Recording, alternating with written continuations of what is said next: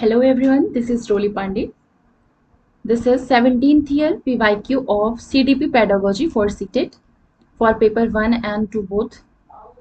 बाकी के जो 16 ईयर के PYQ हैं CDP के, उनकी प्रीवियस ईयर प्लेलिस्ट बनी हुई है, जिनको देखना है वो जाकर के चेक कर सकते हैं।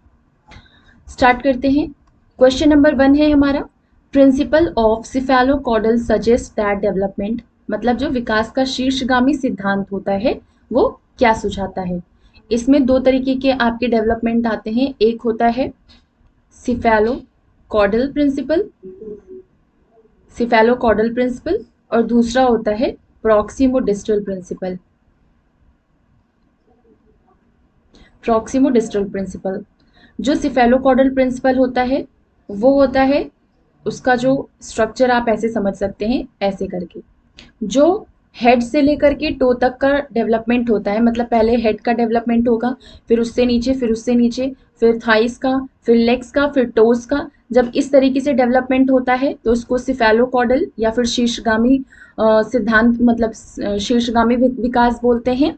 या फिर जब सेंटर से बाहर की तरफ होता है, मतलब पहले पेट और रिब्स वगैरह स्ट्रांग होंगी, पहले उनका डेवलपमेंट होगा, उसके बाद आर्म्स का डेवलपमेंट होगा और उसके बाद फिंगर्स का डेवलपमेंट होगा। तो जब सेंटर से बाहर की तरफ डेवलपमेंट होता है तो ये आपका होता है प्रॉक्सिमोडिस्टल प्रिंसिपल, और जब हेड से टो तक का डेवलपमेंट होता है तब ये होता है आपका सिफेलोकॉडल प्रिंसिपल। सिफेलोकॉडल पूछा गया है इसमें, तो center to outward, head to toe, यही हमारा राइट ऑप्शन हो जाएगा, ऑप्शन नंबर 2। मतलब कि विकास जो है वो सिर से पैर की ओर होता है। क्वेश्चन नंबर 2 है हमारा, which of the following is a hereditary factor which influences development. बहुत सारे ऐसे फैक्टर्स होते हैं जो डेवलपमेंट को इफेक्ट करते हैं, जो कि विकास को प्रभावित करते हैं। इसमें दो तरीके के आते हैं, एक इसको दो भागों में डिवाइड किया गया है, एक इंटरनल और एक्सटर्नल फैक्टर्स। इंटरनल फैक्टर्स और एक्सटर्नल फैक्टर्स मतलब आंतरिक कारक और बाह्य कारक। आंतरिक कारक में आपका क्या क्या आता है, फिजिकल फैक्टर आता है, फिजिकल फैक्टर आएगा, इमोशनल फैक्टर आएगा, सोशल फैक्टर आएगा, मतलब भौतिक, सांवेगिक और सामाजिक। ये सारे जो कारक है वो किस में आएंगे, ये इंटरनल फैक्टर मतलब कि आंतरिक कारक में आएंगे। बाह्य कारक में आपका क्या आएगा, जो सोशियो इकोनॉमिक सिचुएशंस होती हैं, और इन्वायरमेंट, पर्यावरण, और सामाजिक आर्थिक स्थिति जो होती है, ये दोनों कारक किस में आते हैं, ये आते हैं बाह्य कारक में, मतलब एक्सटर्नल फैक्टर्स में। पूछा गया है विच of the following hereditary factor, इनमें से कौन सा हेरिडिटरी फैक्टर है जो कि डेवलपमेंट को इफेक्ट करता है। सोशल पॉलिसीज या फिर एजुकेशनल इंस्टीट्यूशंस, ये भी आपका हेरिडिटरी फैक्टर में आएगा। या फिर बायोलॉजिकल मैच्योरेशन या फिर कल्चरल प्रैक्टिसेस। तो इसका राइट ऑप्शन क्या हो जाएगा, बायोलॉजिकल मैच्योरेशन, मतलब जैविक परिपक्वता। ये एक ऐसा आनुवंशिक कारक है जो विकास को प्रभावित करता है। तो सेकंड का right option, option number 3। Question number 3 है हमारा, which of the following is the primary agent of socialization for every young children. Primary और सेकेंडरी। प्राइमरी सोशलाइजेशन में आपका मतलब, इसका मतलब क्या होता है, जब बच्चा पैदा होता है, पैदा होने के बाद से ही उसका मतलब विकास तो उसका पेट से ही चल रहा होता है, लेकिन पैदा होने के बाद से सबसे पहले उसका इंट्रैक्शन जिससे होगा उससे उसका विकास प्रभावित करेगा। उसके बाद बाहर की दुनिया से जब जुड़ेगा तब उसको विकास प्रभावित करेगा, और जब बाहर की दुनिया में जाएगा तब उसका विकास और ज्यादा प्रभावित करेगा। तो सबसे पहले ऐसा कौन सा फैक्टर होता है जो कि बच्चे को प्रभावित करता है, सबसे पहले वो अपने परिवार के पास ही रहता है जो उसको इफेक्ट करता है। उसके बाद ये आपका जो नेबरिंग है, मतलब नेबर्स हैं, बाकी इसके अलावा जो स्कूल्स वगैरह है वो आपकी सेकेंडरी सोशलाइजेशन में आ जाते हैं। तो सबसे पहली चीज कौन सी ऐसी होती है जो बच्चे के विकास को प्रभावित करती है, जहां से बच्चे का विकास शुरू होता है, तो वो होता है परिवार, फैमिली। तो क्वेश्चन नंबर 3 का right option, option number 4। Question number 4 है हमारा, according to Jean Piaget's theory of cognitive development, most children become capable to think logically about concrete problems at which state। Jean पियाजे के संज्ञानात्मक विकास सिद्धांत के अनुसार अधिकतर बच्चे किस चरण में मूर्त समस्याओं के बारे में तार्किक रूप से सोचने में सक्षम हो जाते हैं। मतलब यहाँ है कि पूरी तरीके से रीजनिंग करने के लिए मतलब कैपेबल हो जाते हैं। तो सबसे पहले जीन पियाजे की ने 4 स्टेजेस दी हैं। ये एक कंस्ट्रक्टिविस्ट हैं। कहाँ पे के हैं ये? स्विट्जरलैंड के। इन्होंने 4 स्टेजेस दी हैं। सबसे पहले 0 to 2 बोलते हैं, मतलब बर्थ टू 2 ईयर्स बोल सकते हैं। दूसरी है 2 से 7 ईयर्स तक, फिर आती है 7 to 11 ईयर्स, फिर आती है 11 से 13 ईयर्स। बर्थ से 2 ईयर्स, इसमें सबसे पहले आपका आएगा सेंसरी मोटर स्टेज, मतलब कि संवेदी गामक अवस्था। इसमें बच्चे अपने सेंसेस के थ्रू सीखते हैं। दूसरा 2 to 7 ईयर्स जो कि आता है प्री ऑपरेशनल स्टेज, मतलब कि पूर्व संक्रियात्मक अवस्था। प्री ऑपरेशनल स्टेज, इसमें जितने भी कॉन्सेप्ट्स होते हैं उनकी शुरुआत होती है बच्चे की, मतलब जितने भी कॉन्सेप्ट्स होते हैं वो सारे बच्चे के रफ ही पढ़े रहते हैं। कोई भी चीज़ ऐसी नहीं होती जिसमें बच्चा बहुत ज़्यादा इंटेलिजेंट होता है, मतलब ना के बराबर ही वो चीज़ उसको आती है। जैसे कि मतलब ऐसे सेंट्रेशन है, सीरिएशन है, ये सारी चीज़ें जो है वो पूर्व संक्रियात्मक अवस्था में ये सारी चीज़ें बच्चों की ऐसी रहती है जो कि बच्चों का डेवलपमेंट शुरू होता है, मतलब उनको ना के बराबर वो चीज़ें आती होती हैं। तो वो किस में आता है? प्री ऑपरेशनल स्टेज में।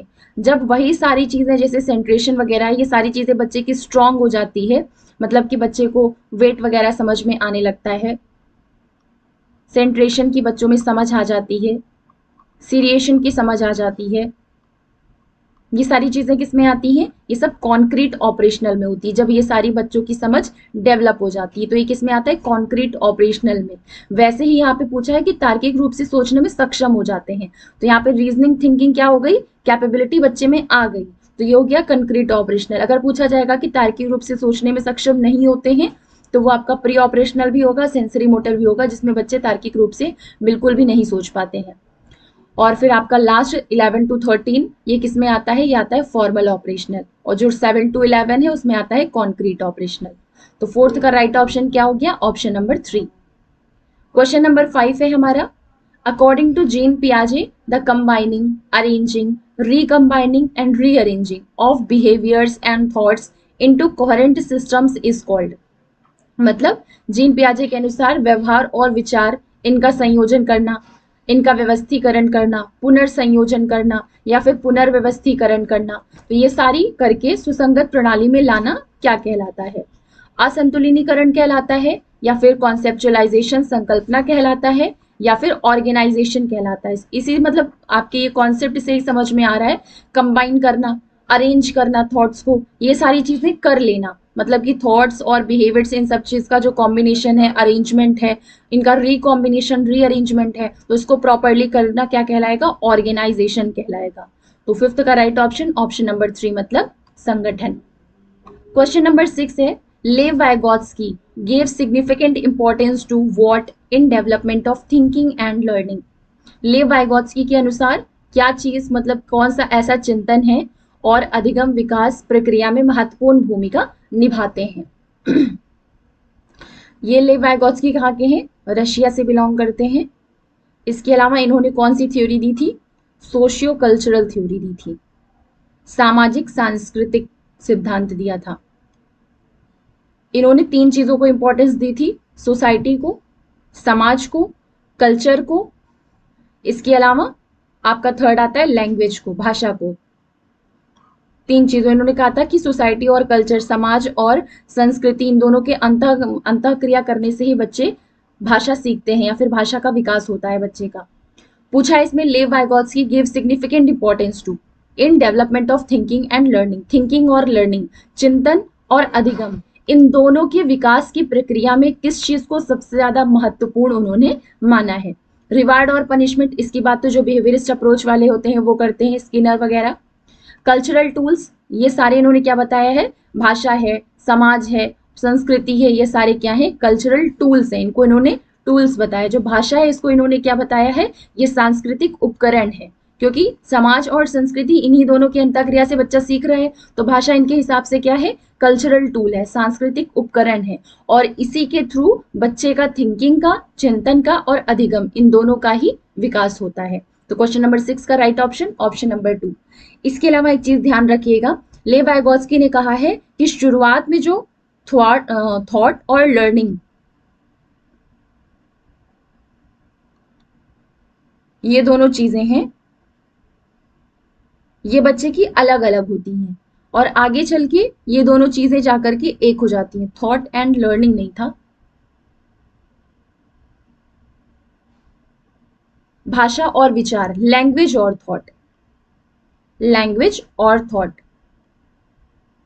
इनके अकॉर्डिंग क्या है, शुरुआत में ये दोनों चीजें अलग अलग होती हैं लेकिन आगे चल करके ये दोनों एक हो जाती हैं। मतलब जो भाषा होती है वही विचारों में आती है और जो विचार होते हैं वही भाषा में प्रकट होते हैं। तो ये इनका कॉन्सेप्ट था, इसको याद रखिएगा। क्वेश्चन नंबर 7 है, in Lev Vygotsky's theory, the strategy of simplifying questions, giving cues, and telling initial steps to solve a question helps them in overcoming the obstacles of solving a given question, referred to as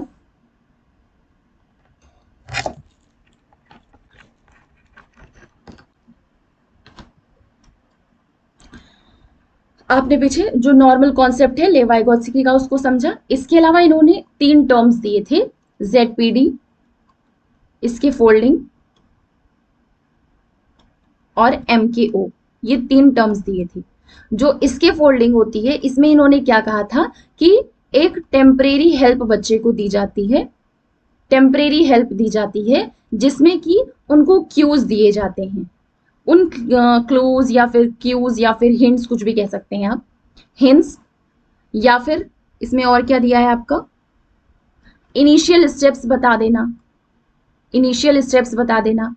तो ये सारी जब teacher के द्वारा help की जाती है बच्चे की, या फिर कोई भी हो जब बच्चे की हेल्प करता है तो उसको इसके फोल्डिंग कहा जाता है।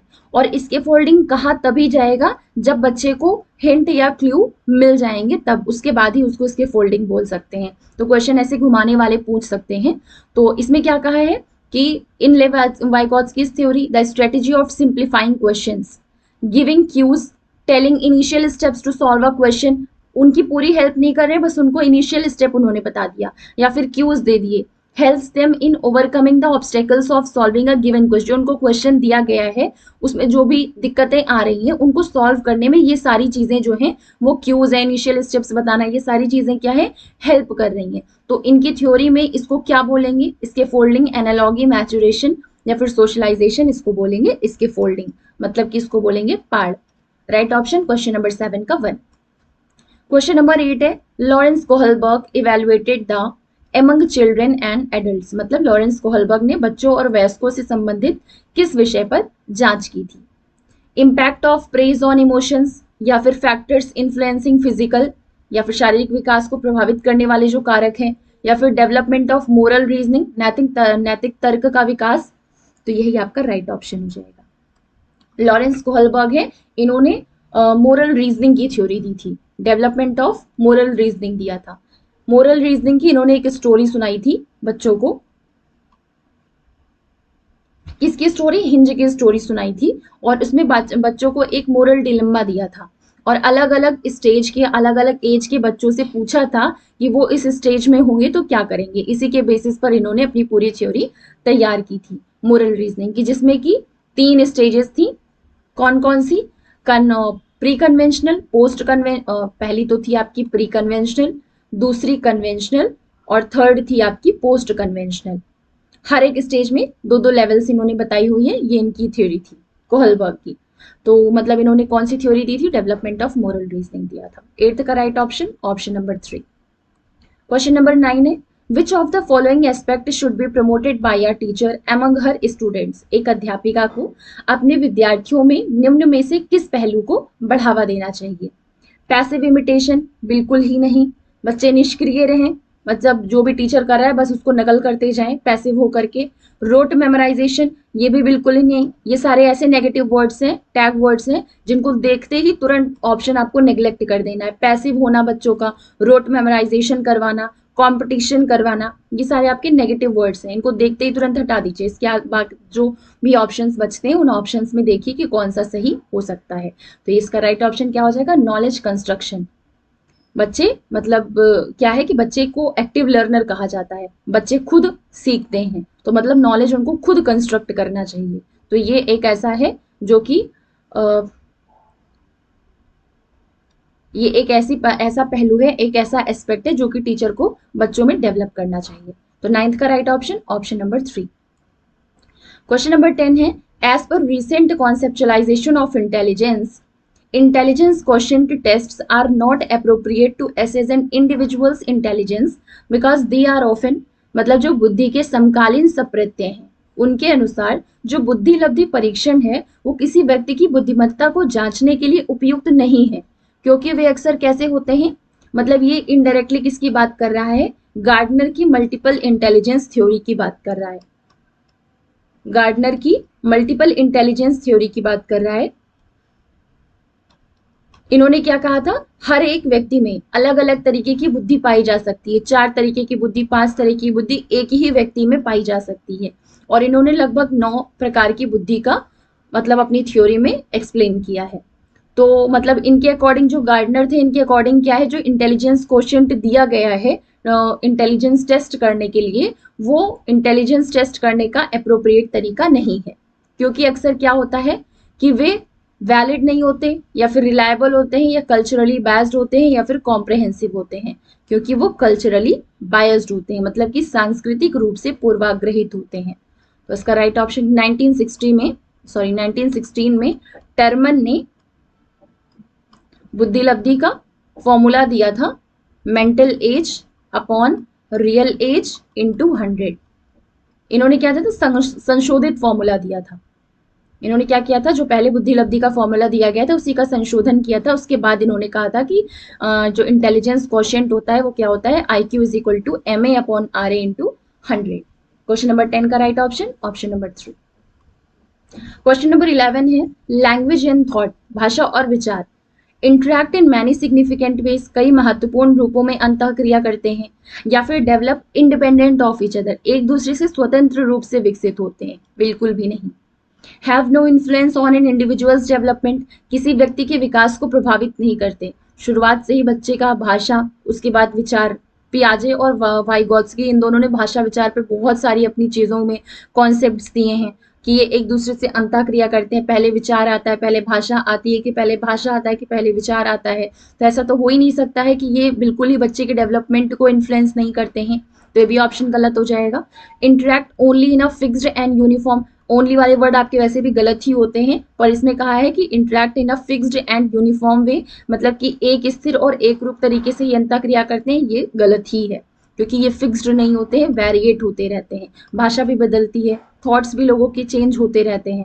तो इसका राइट ऑप्शन क्या हो जाएगा, ऑप्शन नंबर 1, मतलब interact in many significant ways, कई महत्वपूर्ण रूपों में अंतःक्रिया करते हैं, कौन, भाषा और विचार। क्वेश्चन नंबर 12 है, around what age to children generally get an initial sense of gender roles, 4 साल में या फिर 10 साल में या 14 ईयर्स में या 18 ईयर्स में, किस उम्र के आसपास प्राय बच्चों में जेंडर भूमिका की प्रारंभिक समझ आ जाती है।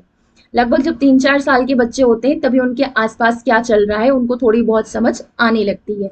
अपने मम्मी को, अपने पापा को, अपने सिस्टर ब्रदर को ऐसी चीजें करते हुए देखते हैं कि उनके अंदर जो जेंडर रोल्स की चीजें होती हैं वो डेवलप होने लगती हैं। तो ऐसा कौन सी एज में होता है, ये 4 ईयर्स में होता है, जब मतलब प्रारंभिक रूप से इसकी समझ, जेंडर भूमिका की समझ बच्चे में आ जाती है। तो 12th का right option option number 1। Question number 13 है आपका, to promote inclusion in education a teacher should create a class environment which, शिक्षा में समावेशन को बढ़ावा देने के लिए एक अध्यापक को ऐसा कक्षा वातावरण पैदा करना चाहिए जो नर्चर्स एक्सेप्टेंस ऑफ डाइवर्सिटी। जब भी आपकी इंक्लूजन की बात करें, इंक्लूसिव एजुकेशन की मेनली बात किस चीज पर की गई है, इक्विटी पर की गई है, एकता पर की गई है, समानता पर की गई है, मतलब कि बच्चे डिसेबल हो या फिर डिफरेंटली एबल्ड हो, उनको नॉर्मल बच्चों के साथ बिठा करके बराबर से शिक्षा का मौका देना चाहिए, रेगुलर स्कूल में भेज करके। तो क्या कहा गया है कि डाइवर्सिटी की एक्सेप्टेंस, मतलब कि जो विविधता होती है, विविधता को पोषित करें। जब ऐसा एनवायरनमेंट बच्चे को दिया जाएगा तो इससे जो इंक्लूसिव एजुकेशन का वातावरण है वो क्रिएट होगा। तो इसका राइट ऑप्शन पहला ही ऑप्शन हो जाएगा, नर्चर्स एक्सेप्टेंस ऑफ डाइवर्सिटी, मतलब विविधता के प्रति ग्रहण को पोषित करें, ऐसा वातावरण पैदा करना चाहिए शिक्षा में समावेशन को बढ़ावा देने के लिए। 13th का राइट ऑप्शन क्या हो गया, ऑप्शन नंबर 1। क्वेश्चन नंबर 14 है, to utilize assessment as assessment for learning, it should be done mainly, मतलब मूल्यांकन को अधिगम के लिए मूल्यांकन इस रूप में इस्तेमाल करने के लिए क्या करना चाहिए। एक आपका होता है असेसमेंट फॉर लर्निंग, ये कैसा होता है, कंस्ट्रक्टिव असेसमेंट होता है। कंस्ट्रक्टिव असेसमेंट होता है मतलब रचनात्मक आकलन होता है।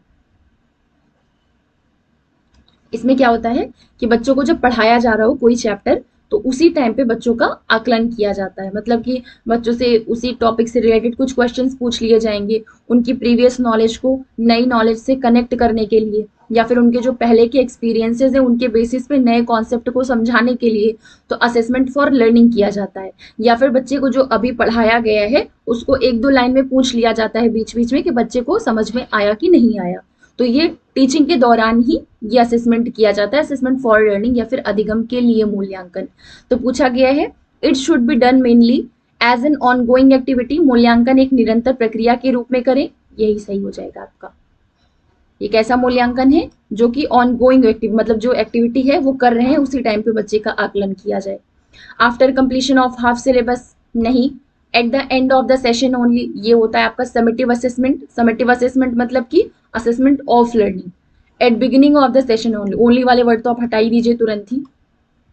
मतलब कि ये सही था कि बिगिनिंग ऑफ द सेशन हाँ कर सकते हैं, लेकिन ओनली कहा है तो ओनली केवल सिर्फ शुरुआत में नहीं किया जाता है सेशन के, बीच बीच में भी क्वेश्चंस किए जाते हैं। या फिर चैप्टर कंप्लीट हो गया तो ऐसे ही रफली भी पूछा जा सकता है। तो 14th का राइट ऑप्शन ऑप्शन नंबर 1, मतलब मूल्यांकन एक निरंतर प्रक्रिया के रूप में करें। क्वेश्चन नंबर 15 है हमारा, which of the following questions will be helpful in promoting critical thinking among students.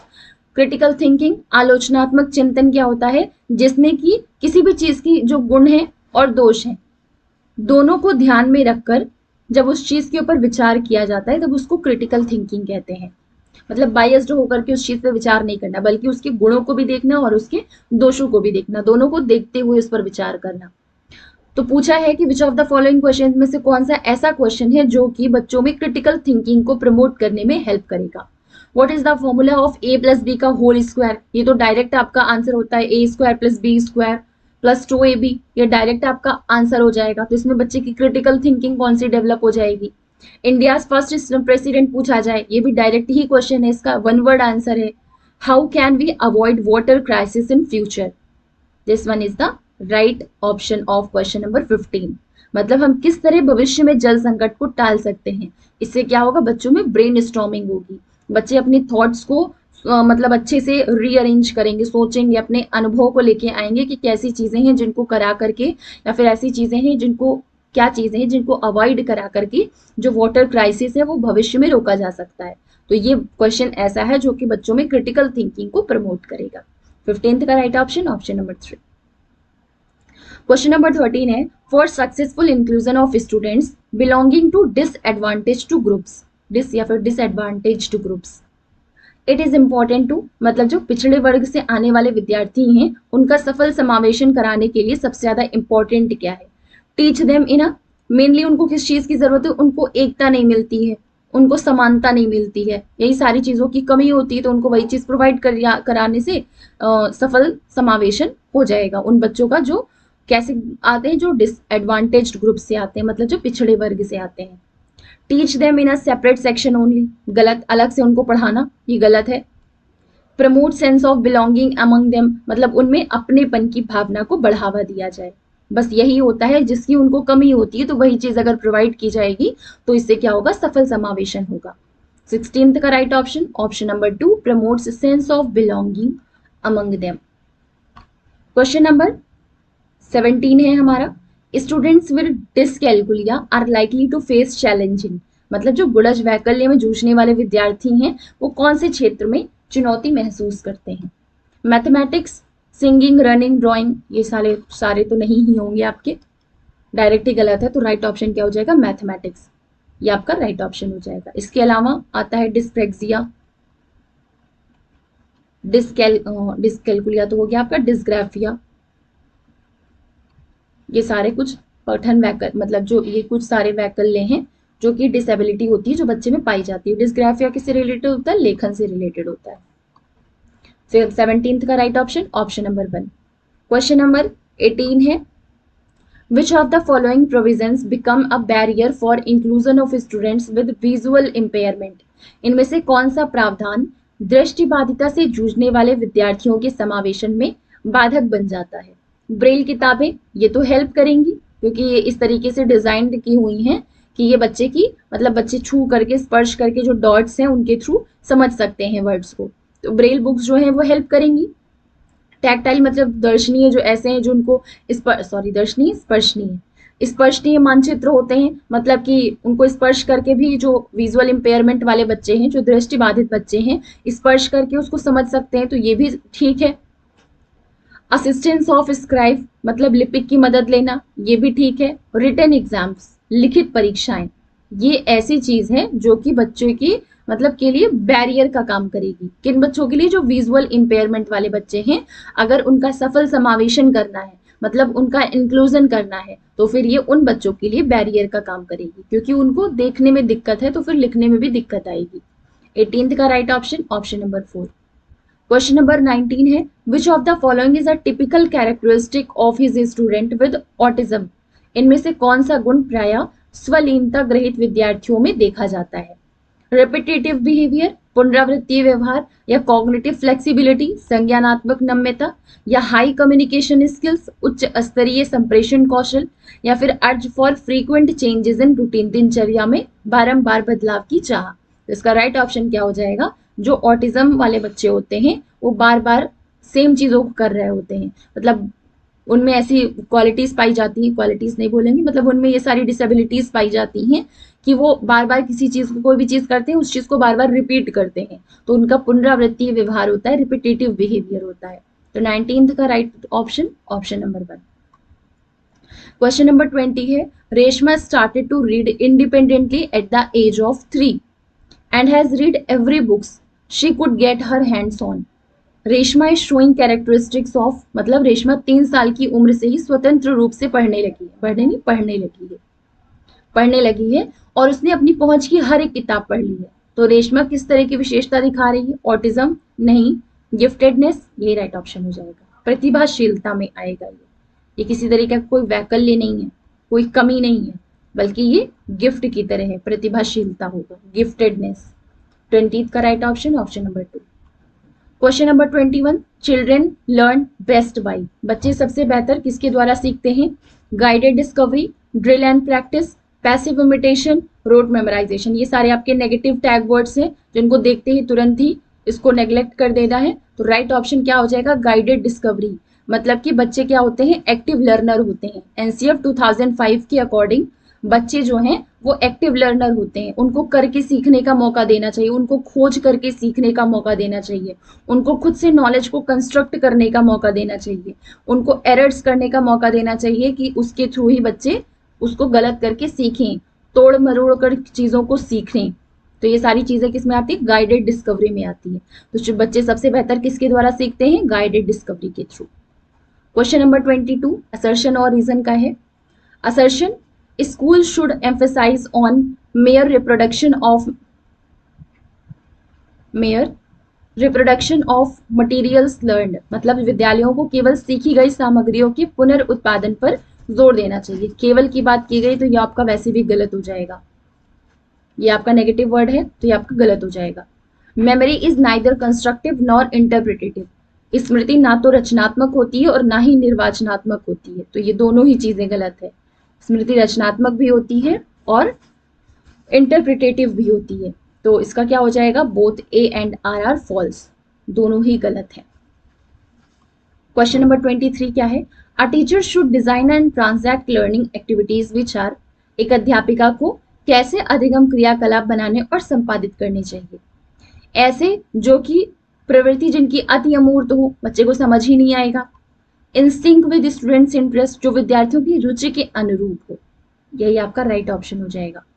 बच्चों का मतलब कि अलग अलग तरीकों से बच्चों को पढ़ाने का मतलब ही क्या होता है कि बच्चों का शिक्षा में इंटरेस्ट डेवलप हो, क्योंकि शिक्षा एक ऐसी चीज है जो कि हर एक बच्चे को मिलनी चाहिए, हर एक बच्चे को देनी चाहिए, लेकिन इसके लिए क्या है कि उनमें उस चीज के लिए इंटरेस्ट होना चाहिए।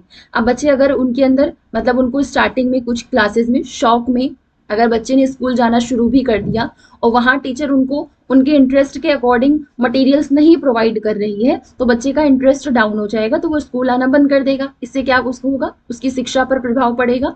तो आपका राइट ऑप्शन क्या हो जाएगा, in sync with students interest, मतलब कि ऐसे अधिगम, मतलब कि डिजाइन और ट्रांजैक्ट लर्निंग एक्टिविटीज बच्चों को टीचर को करानी चाहिए, टीचर को बच्चों को करानी चाहिए जो विद्यार्थियों की रुचि के अनुरूप हो। तो 23 का right option option number 2। Question number 24 है, in order to maximise the students engagement in learning process a teacher should, अधिगम प्रक्रिया में विद्यार्थियों की संलग्नता को अधिकाधिक करने के लिए एक अध्यापिका को क्या करना चाहिए। मिनिमाइज ऑटोनोमी ऑफ स्टूडेंट्स, मतलब विद्यार्थियों की स्वायत्तता को न्यूनतम कर देना चाहिए, या फिर मैक्सिमाइज डिस्ट्रैक्शंस, ये आपके गलत ऑप्शंस हो जाएंगे। मिनिमाइज इंडिविजुअल चॉइसेस, अगर उनकी इंडिविजुअल चॉइसेस को ही कम कर दिया जाएगा तो बच्चे इंटरेस्ट ही नहीं लेंगे सीखने में, पढ़ने में। तो मैक्सिमाइज ऑथेंटिसिटी ऑफ टास्क, ये आपका राइट ऑप्शन हो जाएगा, मतलब कार्य की सत्यता को अधिकतम कर देना चाहिए। इससे क्या होगा, बच्चों का लर्निंग प्रोसेस में एंगेजमेंट बढ़ जाएगा। तो क्या हो जाएगा क्वेश्चन नंबर 24 का राइट ऑप्शन ऑप्शन नंबर 4। 25 है हमारा, a general strategy that might lead to solution of a given problem is called, एक ऐसी सामान्य युक्ति जो दी गई समस्या के समाधान तक पहुंचने में मददगार हो सकती है, वो क्या कहलाती है। निमोनिक्स, फंक्शनल फिक्सनेस, या फिर रिस्पॉन्स सेट, या फिर ह्यूरिस्टिक्स। ये क्या होगा आपका, अनुमानी सोच। अनुमानी सोच का मतलब क्या हुआ, कोई आपको प्रॉब्लम दी गई है उसका अनुमान लगा करके उसको सॉल्व करने की जो कैपेबिलिटी होती है, मतलब एक जनरल स्ट्रेटेजी, अगर आपको पता है किसी भी प्रॉब्लम को सॉल्व करने के लिए, उसका सोल्यूशन निकालने के लिए आप अनुमान लगा पा रहे हैं, मतलब आपकी थॉट उनको थोड़ा सा मतलब प्रोबेबिलिटी के अकॉर्डिंग सोच करके अगर उसका सोल्यूशन निकाल पा रही है, तो ये क्या होगा, हेरिस्टिक्स होगा, मतलब अनुमानी सोच होगी। वो कौन सी जनरल स्ट्रेटेजी पूछी गई थी, तो वो कौन सी स्ट्रेटेजी है, हेरिस्टिक्स या फिर अनुमानी सोच। राइट ऑप्शन क्वेश्चन नंबर 25 का ऑप्शन नंबर 4। 26 है हमारा, alternative conceptions carried bye students, मतलब कि विद्यार्थियों द्वारा गृहित वैकल्पिक अवधारणाएं, बच्चे अपने साथ जो ऑल्टरनेटिव कॉन्सेप्शंस लेकर के आते हैं वो serve no purpose in process of learning, learning की प्रोसेस में किसी तरीके का कोई उद्देश्य उनका उसमें नहीं होता है, भूमिका नहीं निभाता है, या फिर are purely illogical and irrational, पूरी तरीके से अतार्किक और अविवेकी होते हैं। ये सारे क्या है, नेगेटिव वर्ड्स है, इनको तुरंत ही हटा देना है, नेग्लेक्ट कर देना है। रिप्रेजेंटेड स्टूडेंट्स नैवा थ्योरीज, मतलब विद्यार्थियों के सहज सिद्धांत या ज्ञान को दर्शाती है, यही आपका राइट ऑप्शन हो जाएगा। Third one is the right option of question number 26। अध्यापक द्वारा सिरे से अनदेखी कर देनी चाहिए, ये भी आपका नेगेटिव वर्ड है, देख करके उसको हटा देना है, नेग्लेक्ट कर देना है।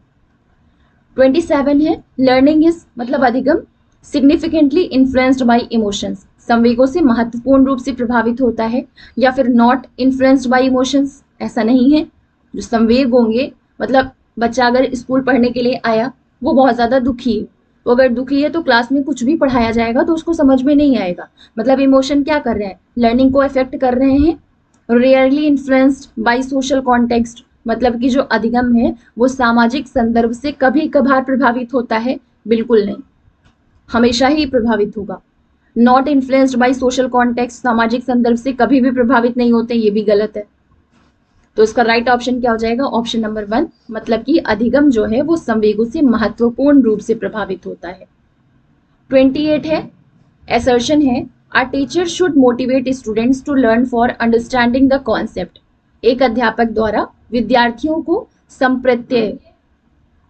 संप्रत्यय की समझ पाने के लिए अधिगम करने हेतु अभिप्रेरित करना चाहिए। बिल्कुल, विद्यार्थियों को किसी भी कॉन्सेप्ट की अंडरस्टैंडिंग हो, किसी कॉन्सेप्ट को वो समझ पाए, इसके लिए वो उनको मोटिवेट करना चाहिए, ठीक है। Learning is more effective and meaningful when it is mastery oriented, अधिगम अधिक प्रभावी तब हो जाता है जब वो अर्थपूर्ण होता है, अगर वह महारत उन्मुखी हो, ठीक है। अगर मास्टरी ओरिएंटेड होगा तो जो अधिगम है वो ज्यादा इफेक्टिव और मीनिंगफुल हो जाता है, ये भी सही बात है। और ये क्या कर रहा है, इसको एक्सप्लेन भी कर रहा है। इसमें कहा है कि टीचर कोई भी अगर कॉन्सेप्ट पढ़ाना है बच्चे को तो उसके लिए मोटिवेट करना चाहिए, लेकिन जो पढ़ाना है वो ज्यादा इफेक्टिव तभी होगा और ज्यादा मीनिंगफुल तभी होगा जब मास्टरी ओरिएंटेड होगा, तो इसको अच्छे से एक्सप्लेन भी कर रहा है। तो both A and R R true and R is the correct explanation of A. 20th का right option option number 1। Question number 29 है आपका, which of the following factors hinders learning among students, इनमें से कौन सा ऐसा कारक है जो विद्यार्थियों के अधिगम में बाधक बन जाता है। प्लेफुल इंटरेक्शन विद इन्वायरमेंट, ये तो हेल्प करेगा बच्चे की। सेल्फ मोटिवेटेड प्रैक्टिस, स्व अभिप्रेरित अभ्यास, ये भी बच्चे की हेल्प करेगा, ना कि हिंड्रेंस मतलब क्रिएट करेगा। Urge to know and discover, जानने और खोज करने की चाह होगी तब भी बच्चा सीखेगा ही। रिजिड एंड इनफ्लेक्सिबल करिकुलर, जब कठोर और अनम्य पाठ्यक्रम होगा तो उससे क्या होगा बच्चे कि सीखने में ये हिंडर करेगा, मतलब हिंड्रेंस बनेगा, बाधक बनेगा। क्वेश्चन नंबर 30 है,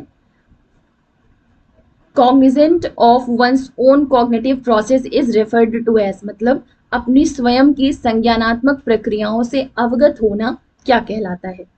मेमोराइजेशन या फिर एकोमोडेशन या मेटाकॉग्निशन या डिलेड इमिटेशन। इसका राइट ऑप्शन क्या हो जाएगा, परासंज्ञान या मेटाकॉग्निशन। इसके पहले के जो प्रीवियस ईयर कराए हैं उसमें मेटाकॉग्निशन बहुत अच्छे से एक्सप्लेन किया गया है, जिनको देखना है वो प्रीवियस बाकी के जो क्वेश्चन है उनमें जाकर के चेक कर सकते हैं। तो ये था हमारा 17th year PYQ of CDP।